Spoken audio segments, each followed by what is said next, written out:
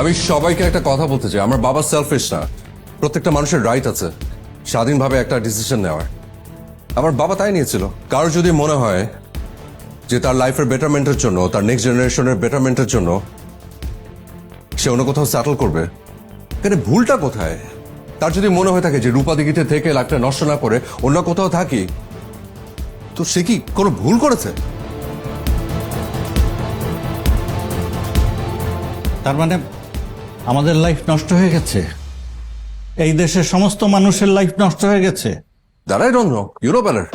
But এটা তো fact, uncle, যে এখানকার থেকে আমেরিকার লাইফ থাউজেন্ড টাইমস বেটার। ও, এই জন্য তোমার বাবা আমাদের ছেড়ে চলে গেছে।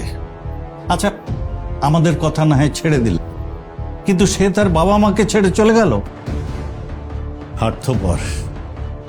জানো, তোমার বাবার শোকে শোকে বড় চাচা যান ইন্তেকাল করেছে। হোয়াট? আমি বড়দের মুখে মুখে কথা বলা এবারের নিয়মে নেই, ঐতিহ্যও না। তুমি সেই ঐতিহ্যকে, সেই নিয়মকে ভেঙেছ। কিন্তু দাদিমা, তুমি তোমার ইমোশন দিয়ে রিয়েলিটি জাজ করলে তো হবে না। তোমরা কখনো বাবার কথা ভেবেছো? বাবা তোমাকে মিস করে দাদিমা, তোমার জন্য কষ্ট পায়।